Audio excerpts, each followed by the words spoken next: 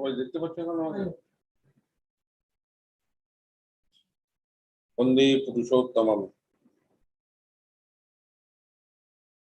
सभी को मैं जय गुरु ज्ञापित करता हूं। आज पूर्णिया मंदिर में शायद 2 साल के बाद सब कोई सम्मिलित हो सके हैं। तो 2 साल कहां से गुजर गया, ऐसी एक स्थिति पूरे विश्व में। फिर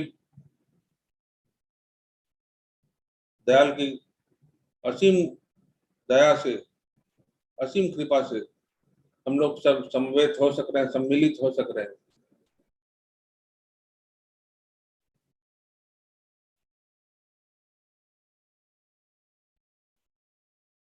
आज के इस कार्यक्रम के हमारे जो जॉनी भाई है, कि जॉनी बारंबार फोन करके मुझे कहने लगा कि मुझे जुड़ना है और कुछ कहना है आप सबके समक्ष। तो मैं क्या कहूँ। आज के दिन सब सब सब किसी से, हर किसी से मेरा एक ही अनुरोध है, एक ही आशा है सबसे, कि आप सब इतने दिन बाद सम्मिलित हो पाए हैं, ठाकुर को केंद्र करके सब समवेत हो सके हैं, तब भरपूर आनंद में एक परिवेश बनाइए। ठाकुर ही हैं आनंदमय। उनके दया के बिना हमारा जीवन मानो कि इसका कोई मूल्य ही नहीं है, मोल ही नहीं है।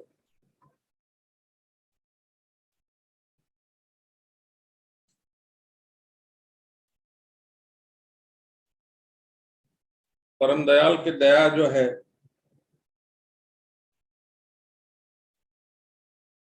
इस दया के बल पर ही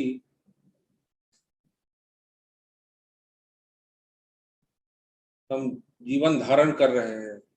हमें जो कुछ भी मिल रहा है उन्हीं के दया के बल पर।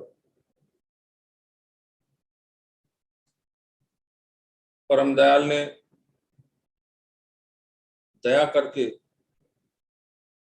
हम सबको बचने बढ़ने का मार्ग दिखाया।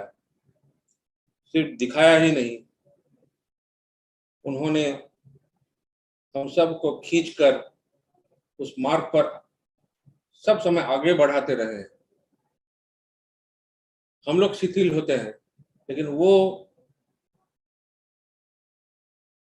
अपने दया के कारण, अपने असीम ममता के कारण वो हमको जैसे खींच कर लेके चलते हैं। हमारा कदम जब डगमगाता है, कदम भटक जाता है, तब जैसे वो आतुर होकर किसी ना किसी प्रकार से हमें संकेत देते रहते हैं, जैसे कि हम उस संकेत को प्राप्त करके फिर जीवन पथ की पटरी पर अपने आप को फिर से स्थापित कर सके। हमारी अपनी जो देह है, मन है, प्राण है, बोध, विचार, विवेक, आचरण, इन सबको स्वस्थ रखने की जो बेचैनी हम में है, उससे मानो कितना गुना ज्यादा जो उनका है हमें लेकर बेचैनी, व्याकुलता, इसका कोई तुलना ही नहीं हो सकता है।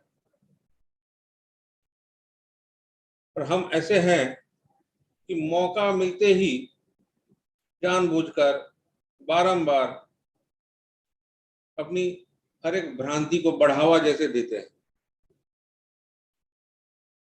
और इस भ्रांति के समर्थन में नाना अपने विज्ञतापूर्ण तर्क विचार ये सब का आमदनी करते रहते हैं।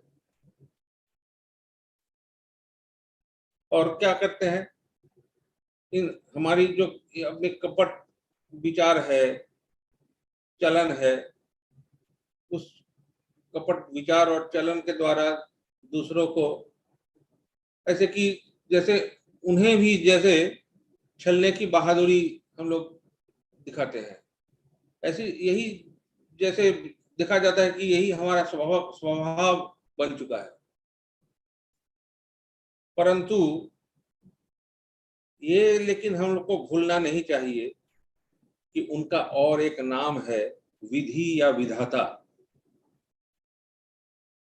अगर हम उस विधि को लांघ कर या उसके विपरीत चलने लगते हैं तो वो लेकिन और कुछ भी नहीं कर पाते हैं और कर भी नहीं सकते हैं। वो हमें संकेत देते हैं, हमें राह दिखाते हैं, लेकिन फिर भी अगर हम विपरीत चलन में चलने लगे, विपरीत बुद्धि को बढ़ावा देते रहे, तो क्या कर सकते हैं वो?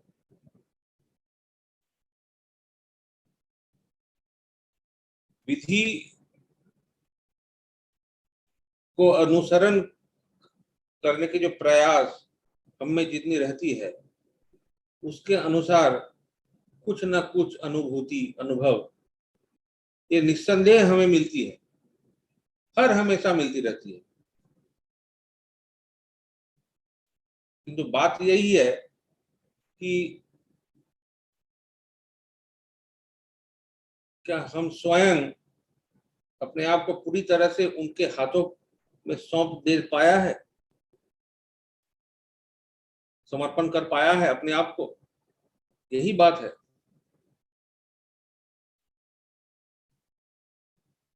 मूल बात यही है कि उन्होंने जो भी प्रयास जब जितना जिस तरह से हम सबको कराना चाहा है,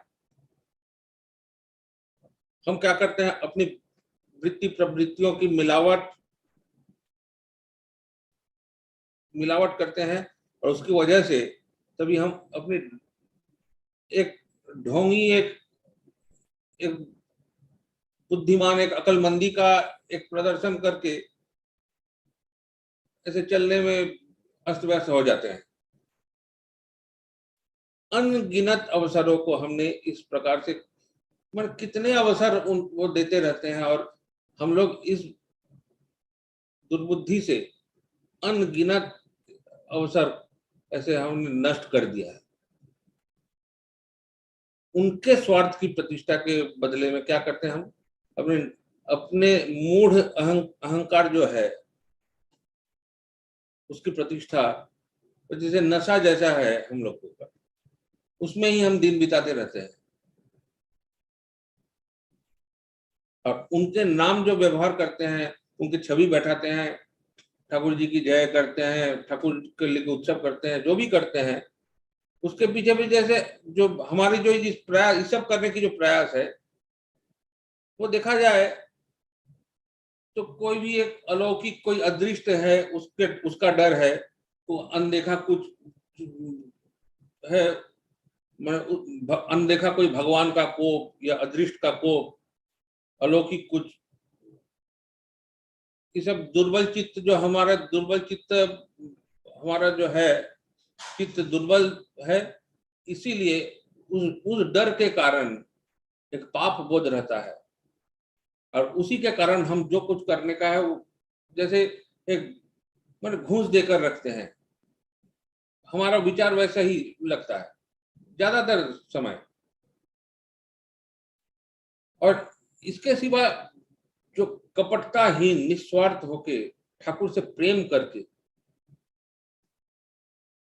करना, उन पर अपने आप को अपना अपना बोध बुद्धि चेतना कर्म सब कुछ निछावर कर देना, ये मानो कहाँ दिखता है। उनके लिए हम जितना करते हैं देखा जाए तो वो हमें सर्वदा सब समय उससे अधिक फल प्राप्त कराते हैं। हमारी अपनी बचाव के लिए जितनी प्रबल भाव से उनके शासन, उनके नियंत्रण, ये सब की प्रतिष्ठा हम स्वयं के भीतर करना चाहिए। सिर्फ स्वयं के भीतर ही नहीं, हमारे परिवेश, आस पड़ोस सबके भीतर, परिवार सबके भीतर उनका शासन, उनके नियंत्रण,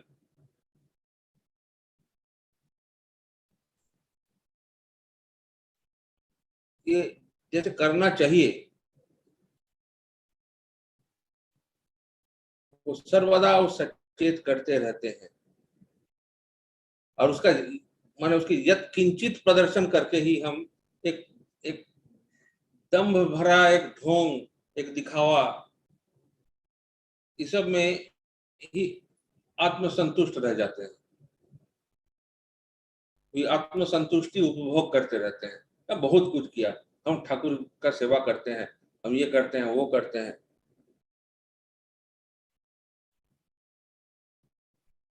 लेकिन देखा जाए उनके प्रभुत्व के आड़े में असल में अपने प्रभुत्व का विस्तार करने में हम स्वयं को नियोग करके रखते हैं।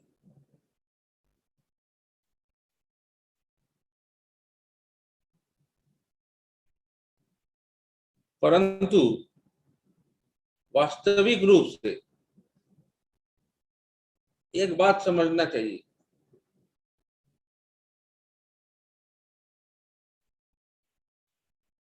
क्या सचमुच ही हम स्वयं के ऊपर प्रभुत्व का अर्जन करने में हम सब सक्षम हो पाए हैं?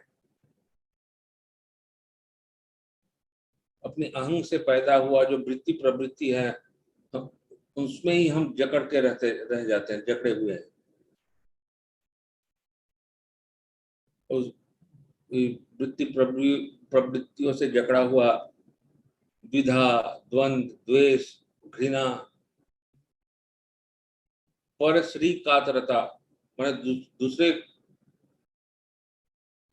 दूसरे का अच्छा कुछ हुआ तो वो देखने में जलन होती है, इसको परश्री कातरता बोलते हैं। हीन मन्यता, पर निंदा, दोष दर्शन, अकृतज्ञता, अश्रद्धा, जरा, व्याधि, मृत्यु, शोक, भय, इन सब के ऊपर क्या हमने आधिपत्य प्राप्त कर पाया है, प्रभुत्व प्राप्त कर पाया है? या फिर अकपट होकर सरलता पूर्वक इन सब प्राप्त करने के प्रयास में क्या हमने कोई सक्रियता प्रदर्शन कर पाया है?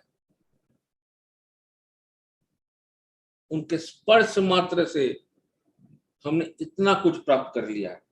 आप सब समझिए, आप सब देखिए, अनुभव कीजिए, सिर्फ हम उनसे जुड़े हैं, उनको क्या क्या मिला है।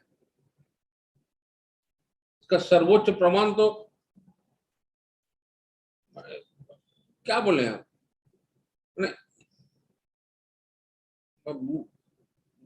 भाषा नहीं आ रही है। इतना कुछ प्राप्त कर लिए कुछ सिर्फ उनके स्पर्श मात्र से, उनसे जुड़ने से ही। क्या हम सचेत होते हैं? हमारा चलन कितना सुस्त है, कितनी दुर्बल है, और उसका प्रमाण तो है स्वयं हम हैं। हमारा परिवेश है, हमारी स्थिति है, वही बताता है हम असली में क्या है। प्रमाण तो है हमारी अपनी सोच, कथन, कर्म, इन सब के भीतर जो सोच, कथन, कथनी और क्रियाशीलता या कर्म, इसके भीतर जो बेमेलपन है, असामंजस्य है, यही इसी से प्रमाण होता है कि हम क्या हैं स्वयं। स्वाभाविक स्थिति में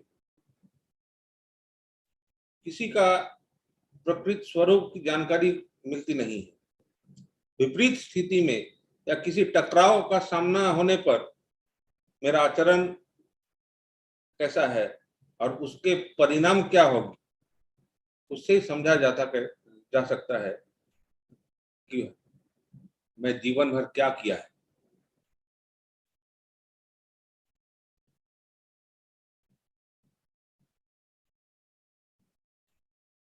अपने आचरण, अपने कर्म के बारे में हम इतना ही मोहग्रस्त हैं, इतना ही उदासीन हैं,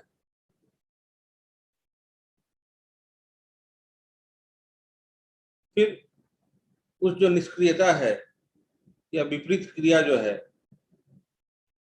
और उसका जो फल मिलता है, वो हम क्या कहते हैं, फिर कहने लगते हैं यही भाग्य है, यही अदृष्ट है, या कोई अनदेखा, कोई भगवान के ऊपर उसका परिणाम जो मिलता है हमें उसका उसको उसके उनके ऊपर लाद देते हैं, उनको ही दोषी बना देते हैं, या अपने परिवेश पड़ोस इन सब के कंधे में उस बोझ को लाद कर संतुष्ट हो जाते हैं, आत्म प्रसाद लाभ करते हैं। ओह, इसमें मेरा कोई दुष्कर्म नहीं है, कर्महीनता नहीं है, ये सब भाग्य के ऊपर है, नहीं तो भगवान का मर्जी है, नहीं तो मेरा परिवेश ही ऐसा है, मैं तो ठीक हूं। एक सत्य यही है, सार सत्य यही है कि जो संकल्प लेके हम जो जिसको स्वीकारे हैं, ग्रहण किए हैं, उसके अनुसार कर्म में प्रवृत्त होना, अकपट रूप से, कपटताहीन होके, जिसको कहा जाता है अनुचलन। हमने दीक्षा लिया है, ठाकुर का अनुसरण करने की संकल्प ली है, तो उसके अनुसार ठाकुर जो कहते हैं उसके कर्म कर्म में प्रवृत्त होना, उसके माध्यम से ही योग्यता बढ़ती है, हम योग्य बनते हैं, और योग्य बनने से ही प्राप्ति मिलती है। जो भी पाना है हमें, उस प्राप्ति को तभी हम आलिंगन कर पाते हैं। इससे बड़ा सत्य और कुछ नहीं है। ठाकुर जी की एक वाणी है, सोचे बोले करे नहीं, उसकी आशा फले नहीं, कर्म ही प्राप्ति की जननी है।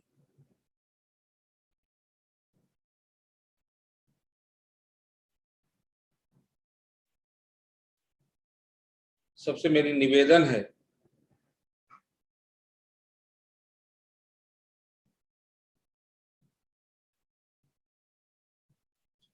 हम प्रत्येक जैसे अपने भीतर की जो असामंजस्य है, अकपट रूप भाव जो हमारे हमारे अंदर है, मन में एक, कथनी में एक, कर्म में एक, इस जो बेमेलपन है, इसको दूर भगाते हुए परम दयाल जो जिस तरह से जिस कर्म में हमें प्रवृत्त होने के लिए कहा है, उसमें हम सब लगे, सबको प्रेम बांटे, सहनशीलता और भी बढ़ाए, प्रत्येक के भीतर सहनशीलता बढ़े। सब समान नहीं है, सबका भाव भी समान नहीं हो सकता है, सोच चिंतन कर्म सब अलग अलग ढंग का होता है, इसीलिए सहनशीलता बहुत जरूरी है। जब सब एक साथ संघबद्ध रूप से हम लोग चलते हैं, हमारा हमारा पथ एक है, मत एक है, प्रभु एक है, तो सब एकाकार होना ही अच्छा रहने में अनिवार्य रूप से प्रयोजन है।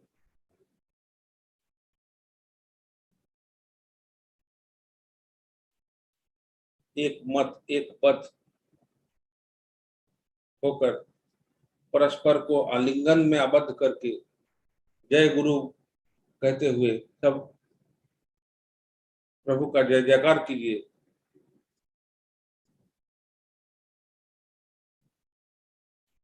यही मैं सबसे निवेदन कर सकता हूं। आप सब स्वस्थ रहिए, आनंदमय जीवन लाभ कीजिए। और आनंदमय जीवन लाभ करने का एक ही मार्ग है ठाकुर, और कुछ नहीं। ठाकुर ही आनंद है, ठाकुर ही परमानंद है, ठाकुर ही सच्चिदानंद है। ठाकुर से परे और कुछ नहीं है, कहीं नहीं है, कुछ भी नहीं है। जीवन सिर्फ ठाकुरमय बनाइए। सबके जीवन ठाकुरमय कीजिए, और सबसे पहले अपने आप के जीवन। मैं तो सोचता हूँ मैं ठाकुरमय बनूंगा तो मेरा स्पर्श से परिवेश ठाकुरमय बनेगा। यही निवेदन है आप सबसे। आप लोग बाकी कार्यक्रम संपन्न कीजिए, परस्पर को लेकर आलिंगन में आबद्ध होकर एकदम बंदे पुरुषोत्तम प्रभु की स्तुति गुणगान में मुखर कीजिए समूचे परिवेश को। और ये मंदिर जो है, पूर्णिया के मंदिर, ये एक तीर्थ स्थल है। मेरे परम आराध्य बाबा, उनका स्पर्श से धन्य है ये भूमि। और उनके प्यारे जो जगह है उसी में ठाकुर अधिष्ठान करते हैं, ये मेरी विश्वास है।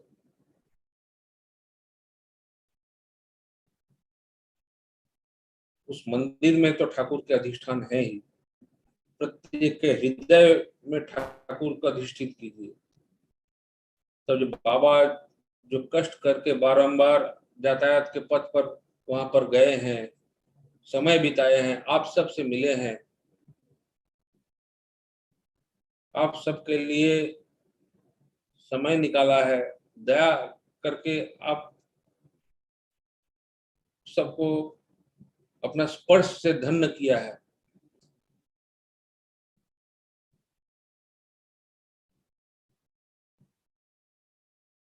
ये आप सोचिए।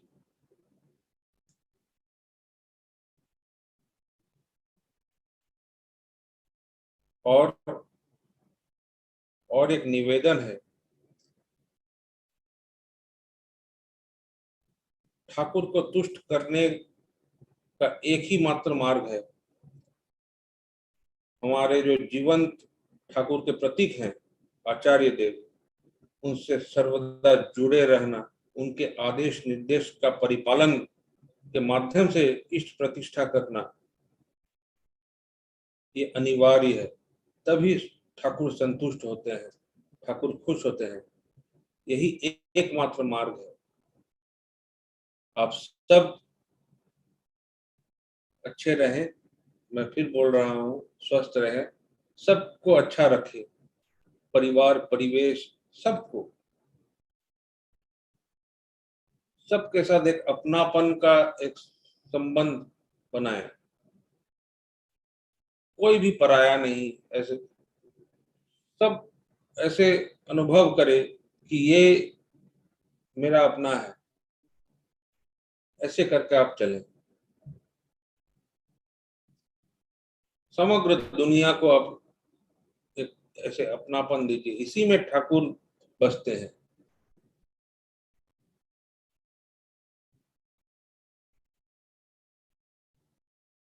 आप सब आनंद, बाकी कार्यक्रम आगे बढ़ाइए। मैं अभी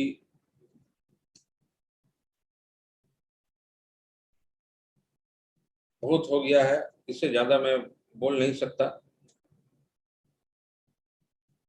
मैं विदा ग्रहण कर रहा हूँ। सबको जय गुरु, वंदे पुरुषोत्तम।